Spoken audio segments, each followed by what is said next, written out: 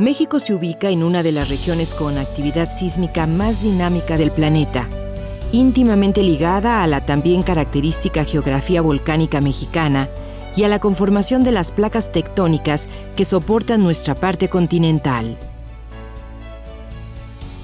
Nuestro sugerente rostro geológico exterior, delineado por el eje neovolcánico transversal, incluye volcanes con diversas características, algunos en estado latente como el Nevado de Toluca y otros en franco estado eruptivo como el Volcán de Fuego de Colima o el Popocatépetl. Por su parte, en las entrañas, el territorio está soportado por una confluencia de 5 placas litosféricas: la placa Norteamérica, que sostiene la mayor parte de la zona continental, la placa del Pacífico, la microplaca de Rivera, la placa de Cocos y la del Caribe. Por ello, si es preciso ejemplificar la vida del planeta, México sin duda da cuenta de ese dinamismo. El escenario volcánico en actividad nos es familiar. Se ha mantenido durante siglos y de ello dan cuenta las crónicas. Hemos registrado, al menos desde hace más de 500 años, la actividad volcánica y también sísmica. Las crónicas históricas y los códices nos lo cuentan. Lo refieren los mixtecos y los mexicas. Es más, las culturas prehispánicas también dejaron claros ejemplos de conocimiento sísmico y su poderío. Basta acercarnos a la Piedra del Sol, la emblemática pieza mexica que entre su múltiple iconografía y significados alude a los soles que antecedieron a esta quinta era, la del quinto sol, en la que vivimos. Su palabra náhuatl dice: es el quinto sol, Olintonatiu, sol de movimiento. Se movió caminando, según dejaron dicho los viejos. En este habrá terremotos y hambre en general, con que hemos de perecer. Sin embargo, y para nuestro alivio, no podemos soslayar que la visión prehispánica fue dual, reiterativa, cíclica. Todo final implica un nuevo comienzo.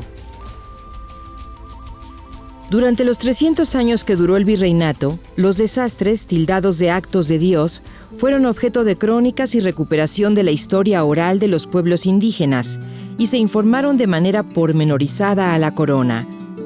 Y ya en la época de independencia, muchos fueron los registros de sismos que fueron informados en los primeros fanzines y periódicos de la época, que dan cuenta de la destrucción en villas y ciudades y que los explican ya como fenómenos naturales, gracias a la influencia del positivismo.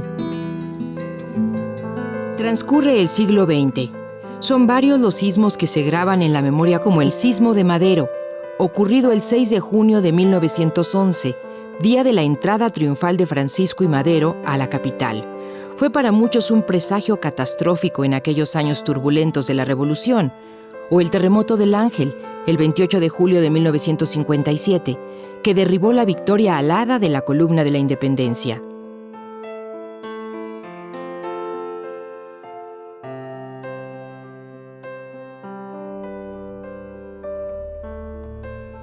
La mañana, Chihuahua, 7 de la mañana, 19 minutos 42 segundos, tiempo del centro de México. Sigue temblando un poquitito, pero pues vamos a tomarlo con una gran tranquilidad. Vamos a esperar un segundo para poder hablar. Es el mes de septiembre. En 1985, en la capital mexicana, corre el día 19, un terremoto de 8.1 grados Richter, con epicentro en las costas de Michoacán, sacude la tierra con fuerza. La devastación es sin precedentes. Es la mayor pérdida de vidas humanas registrada en nuestro país desde la época de la Revolución Mexicana. Y desde luego, la pérdida de múltiples edificaciones civiles, sobre todo en el centro del país.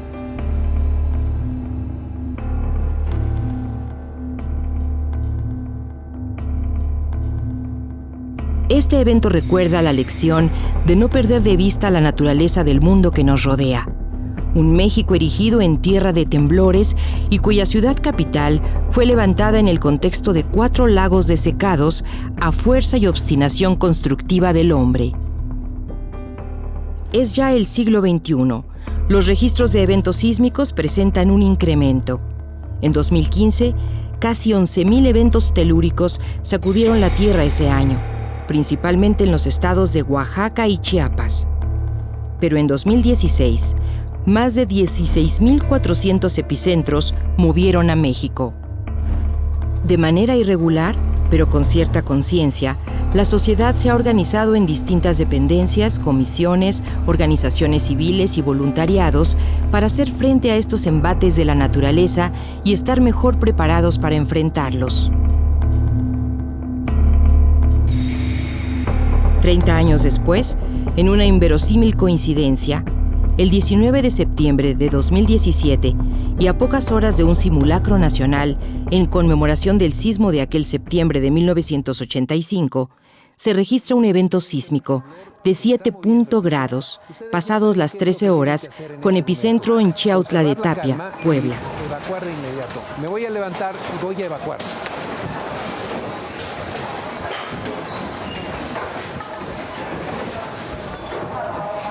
Sismo que, sumado a lo ocurrido 12 días atrás, de 8.2 grados con epicentro en Pijijiapan, Chiapas, conformó la emergencia nacional más importante del siglo XXI. Pasarán algunos meses para identificar que las afectaciones no tenían precedente en la historia cultural de México. Tras la conmoción de la sacudida, es difícil saber sobre la envergadura de los daños. Comienzan a escucharse el sobrevuelo de los helicópteros, las torretas de las ambulancias, los vehículos de la policía de la ciudad, la Policía Federal, más tarde el Ejército, más tarde la Marina. Aunque hay comunicación por telefonía celular, la señal de Internet es intermitente. El transporte público está prácticamente paralizado y entonces ríos de personas, muchísimos de los casi 20 millones que hacen el cada día de la urbe, emprenden camino a casa, caminando.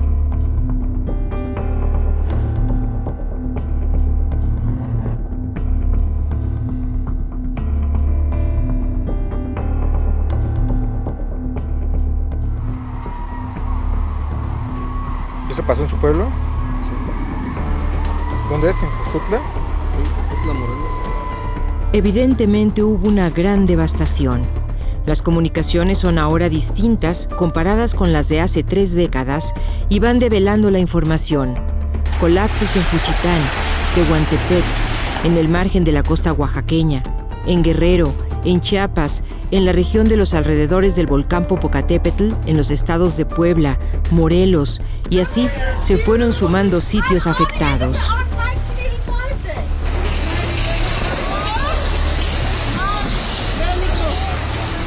Despacio.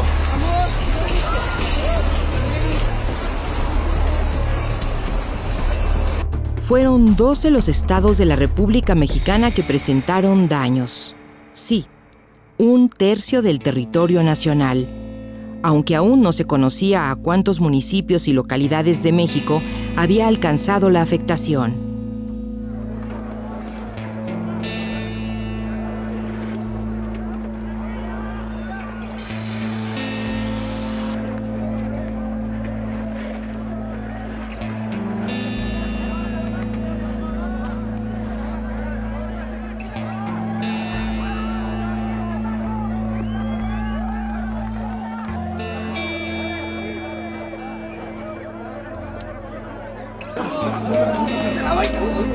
Vámonos al...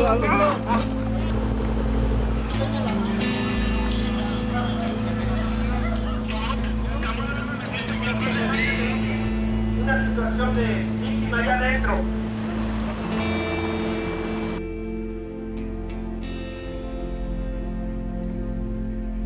La primera emergencia y atención es salvar las vidas. Innumerables cadenas de voluntarios se sumaron a las acciones de rescate.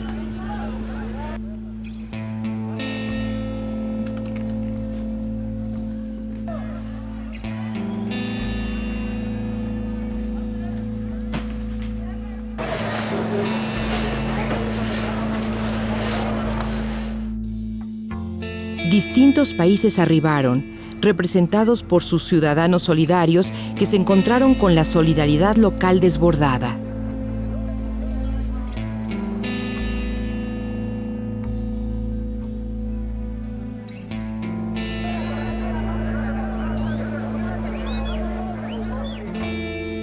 A diferencia de hace 30 años, las lamentables pérdidas humanas fueron mucho menores, pero igualmente sensibles.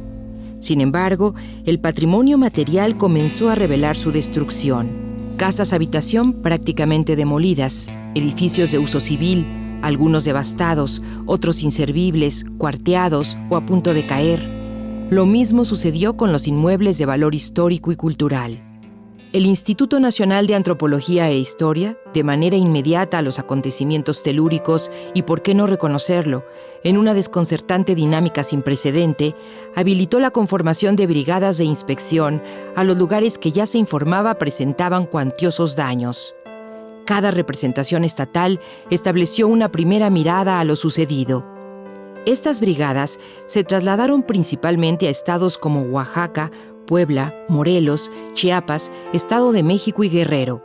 En un primer momento, la prioridad para el INAH fue asegurar que los monumentos históricos no representaran un riesgo de colapso para los habitantes, acordonar y cerrar los inmuebles con daños estructurales y lograr un censo que diera cuenta de cuántos y cuáles habían sido los monumentos dañados. Fue la prioridad. El número fue incrementándose conforme pasaron los días, las semanas y los meses, de acuerdo a los más recónditos lugares a los que se logró acceder y también derivado de nuevos eventos sísmicos generados. Ya se trabajaba en el proceso de recuperación tras las importantes afectaciones provocadas por el sismo del 7 de junio, principalmente en la región del Istmo de Tehuantepec, en Oaxaca, cuando se generó el nuevo sismo. De hecho, autoridades federales se encontraban en un recorrido de revisión en las zonas más afectadas de Oaxaca. La información más reciente nos refleja que del total de 2.340 inmuebles dañados, la geografía del daño se conforma por 431 con daño severo, 1.019 con daño moderado y 890 con daños menores, y Puebla y Morelos, los estados con el mayor número de daños severos. Desde el mes de septiembre de 2017, fueron convocados los especialistas más destacados de distintas disciplinas: arquitectos, topógrafos, geógrafos, ingenieros, estructuristas, antropólogos, arqueólogos, historiadores o economistas, entre otros expertos, para garantizar una correcta toma de decisiones. Por otra parte, se conforma una oficina de sismos que, en conjunto con los representantes de los centros SINA del país, establecen una apenas suficiente estructura administrativa de enlace y seguimiento de daños, específicamente para lograr el censo de inmuebles dañados, su localización georreferenciada, un diagnóstico preliminar de daños y dar paso así al procedimiento para financiar su recuperación. Dos mecanismos económicos son los que se pondrán en marcha para solventar los costos de la recuperación. Uno de ellos es el Fondo Nacional de Desastres, FONDEN, y otro, la aplicación de cobertura de un seguro que el INAH tiene contratado para la protección del patrimonio cultural. Este procedimiento de acceso a recursos no ha sido cosa sencilla. Ha implicado la conciliación por todas las partes involucradas del reconocimiento de afectaciones de los más de 2.300 inmuebles con valor histórico que a la fecha se tienen contabilizados con daño y de la aceptación económica cuantificada para su restauración. Paralelamente, el INAH, con personal propio y con la participación de empresas especializadas en la materia, comenzaron la tarea de apuntalamiento de los inmuebles que presentaban posibilidad de nuevos colapsos. Así, un nuevo rostro presentan los inmuebles históricos dañados, 98% de ellos de carácter religioso. Por otra parte, un porcentaje de afectación, contrastantemente menor, lo conforman zonas arqueológicas, museos y monumentos de carácter histórico civil. En los templos, resulta urgente proteger los valores de culto e históricos que se ubican en sus interiores. Los feligreses de las iglesias se movilizan para custodiar y trasladar a santos patronos, imágenes religiosas y otros valores que son llevados a otros templos que resistieron el embate de los sismos o a nuevos lugares adaptados para resguardarlos. Por su parte, los restauradores piden no tirar escombros, ni restos de pintura mural o fragmentos de esculturas, porque ellos y las ciencias que han estudiado representan la posibilidad de recuperarlos a través de la restauración. Aunque hay casos que parecerían imposibles de recuperar, el diagnóstico permite afirmar que es posible revertir los daños por más que pareciera increíble. Los escombros son entonces innumerables piezas de rompecabezas que pueden conformarse de nuevo, que ofrecen información para estudiar cómo fue el comportamiento de las edificaciones durante los sismos y que puede hacerse en términos arquitectónicos para evitar, en la medida de lo posible, futuros daños de gravedad. Los diagnósticos incluyen también a las zonas colindantes al inmueble histórico, para detectar peligros y factores de riesgo cercanos. Una metodología de trabajo se sigue, se denomina Plan Maestro, e incluye 3 etapas básicas de acción.